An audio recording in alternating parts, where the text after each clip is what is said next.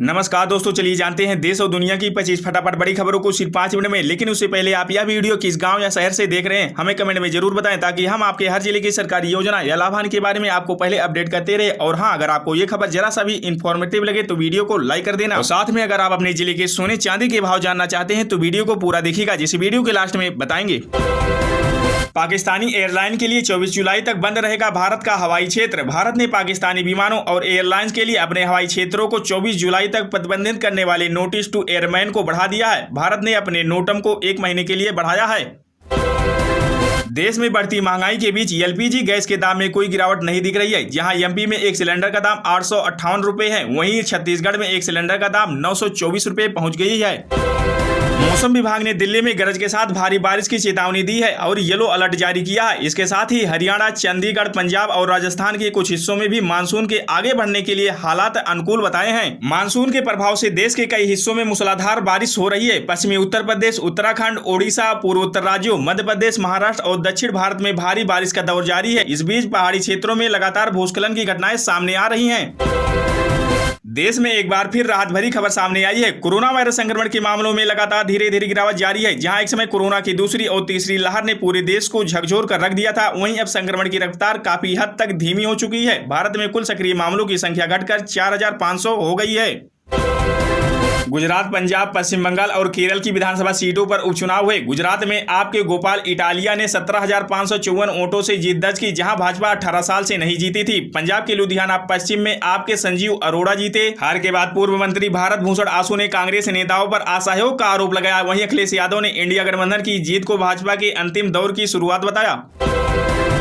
ताजा अपडेटों के अनुसार अमेरिका के राष्ट्रपति डोनाल्ड ट्रंप ने इजराइल और ईरान के बीच आधिकारिक रूप से युद्ध विराम लागू होने की घोषणा की है और दोनों देशों को समझौते का उल्लंघन न करने की चेतावनी दी है। ईरान के सरकारी टेलीविजन ने भी सीज फायर की पुष्टि की है, जिसके बाद इजराइल ने अलर्ट हटा लिया है। बिहार में राजनीतिक सरगर्मी तेज है। तेजस्वी यादव ने महागठबंधन सरकार बनने पर 94 लाख गरीब परिवारों को 2 लाख रुपए देने और डोमिसाइल नीति लागू करने का वादा किया है। उन्होंने नीतीश सरकार को फर्जी बताते हुए इंदौर के ट्रांसपोर्ट कारोबारी राजा रघुवंशी हत्याकांड में अब तक 9 गिरफ्तारियां हो चुकी हैं, जिनमें हाल ही में इंदौर से सिलोम जेम्स की गिरफ्तारी शामिल है। मेघालय पुलिस की एसआईटी ने सिलोम जेम्स के घर से सीसीटीवी डीवीआर जब्त किया है, जिससे पता चलेगा कि उसने सोनम को बचाने की कोशिश की या सबूत मिटाने की। टेस्ट सीरीज में ऋषभ पंत और केएल राहुल के शानदार प्रदर्शन से भारत ने इंग्लैंड को 371 रनों का लक्ष्य दिया। पंत ने दोनों पारियों में शतक लगाकर इतिहास रचा। ऐसा करने वाले वे एशिया के पहले विकेटकीपर बने। राहुल ने भी 137 रनों की शानदार पारी खेली। बिहार में विधानसभा चुनाव से पहले मुख्यमंत्री नीतीश कुमार की सरकार ने आम जनता को साधने के लिए बड़ी योजनाओं का घोषणा कर दी है। जहां एक तरफ वृद्धावस्था, विधवा व दिव्यांगजन पेंशन को 400 रुपए से बढ़ाकर सीधे 1100 रुपए प्रतिमाह कर दिया है, वहीं दूसरी ओर गरीबों को आत्मनिर्भर बनाने के लिए 2 लाख रुपए तक की आर्थिक मदद देने की योजना भी शुरू कर दी है। छत्तीसगढ़ के राशन कार्ड धारकों के लिए एक बड़ी खुशखबरी सामने आई है। लाभार्थियों को 3 महीने का एक मुश्त राशन 20 जुलाई तक मिल सकता है। इसके लिए खाद्य विभाग ने केंद्र सरकार को पत्र लिखा है और 20 जुलाई तक चावल वितरण सीमा बढ़ाने की मांग की है। हाल ही में समाजवादी पार्टी ने राज्यसभा चुनाव में क्रॉस वोटिंग के चलते अभय सिंह, राकेश प्रताप सिंह और मनोज कुमार पांडे को पार्टी विरोधी गतिविधियों के आरोप में निष्कासित कर दिया है। मनोज पांडे ने निष्कासन को हास्यास्पद बताते हुए भाजपा में शामिल होने की बात कही है। वहीं कांग्रेस सांसद इमरान मसूद ने निष्कासित विधायकों को गद्दार बताया है। प्रधानमंत्री किसान सम्मान निधि योजना आमतौर पर हर 4 महीने में यह राशि दी जाती है, लेकिन इस बार 20वीं किस्त में देरी की खबरें सामने आ रही हैं। अभी तक सरकार की ओर से कोई आधिकारिक घोषणा नहीं हुई है, जिसके कारण किसानों में उत्सुकता बढ़ी है। हालांकि कुछ मीडिया रिपोर्ट्स का दावा है कि यह किस्त जून के अंतिम सप्ताह या जुलाई 2025 की शुरुआत में जारी हो सकती है। जिन किसान भाइयों को 19वीं किस्त मिल चुकी है वे कमेंट बॉक्स में यस लिखें। भारत में सड़क सुरक्षा एक बड़ा मुद्दा है और हर साल हजारों लोग सिर्फ इसलिए मर जाते हैं क्योंकि वो बाइक या स्कूटर चलाते समय हेलमेट नहीं पहनते। ऐसे में केंद्र सरकार ने एक बड़ी पहल की है और कहा है कि अगले साल यानी 1 जनवरी 2026 से शोरूम में बाइक और स्कूटर खरीदने वालों को 2 हेलमेट लेना अनिवार्य होगा। एक हेलमेट सवार के लिए और दूसरा पीछे बैठने वाले के लिए। दिल्ली में वायु प्रदूषण पर नियंत्रण के लिए एक बड़ी पहल की जा रही है। इसके तहत 1 जुलाई 2025 से राजधानी के फ्यूल स्टेशनों पर पुराने वाहनों को पेट्रोल डीजल नहीं दिया जाएगा। बिना सरसों के बन रहा था सरसों का तेल। अमरोहा में बड़ा खुलासा। उत्तर प्रदेश के अमरोहा जिले में खाद्य सुरक्षा विभाग ने एक बड़ी कार्रवाई करते हुए 2 गोदामों से करीब 5600 लीटर मिलावटी सरसों और रिफाइंड तेल जब्त किया है। दिल्ली से जम्मू जा रही एयर इंडिया एक्सप्रेस की उड़ान संख्या IEX 2564 जम्मू कश्मीर पहुंचने के बाद वहां लैंड नहीं कर पाई। विमान आसमान में चक्कर काटने के बाद वापस दिल्ली आ गया। जम्मू एयरपोर्ट से जुड़े अधिकारियों का कहना है एयरपोर्ट पर लैंडिंग से जुड़ी प्रक्रिया में कोई दिक्कत नहीं हुई थी।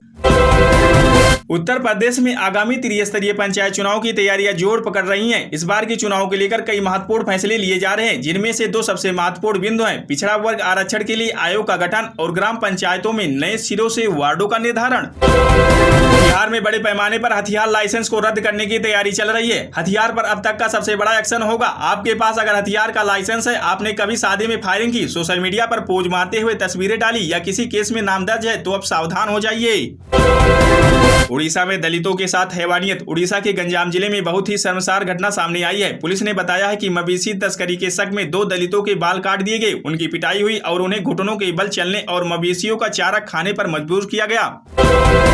जम्मू कश्मीर के पहलगाम में हुए आतंकी हमले को 2 महीने से ज्यादा का वक्त हो गया है। इसके बाद अब कांग्रेस ने केंद्र की मोदी सरकार पर निशाना साधा है और कहा है कि क्या 22 अप्रैल को पहलगाम में हुए आतंकी हमले की जांच में कोई बड़ी चूक हुई। पार्टी ने अपने official social media platform X पर पोस्ट पर लिखा, पहलगाम आतंकी हमले की जांच में बड़ी चूक। पहलगाम हमले के बाद तुरंत मोदी सरकार ने जल्दबाजी में 3 कथित आतंकवादियों की स्केच जारी कर दिए, लेकिन अब इंडिया एक्सप्रेस की एक रिपोर्ट के अनुसार उन स्केच में शामिल कोई भी व्यक्ति ये हमले में शामिल नहीं था।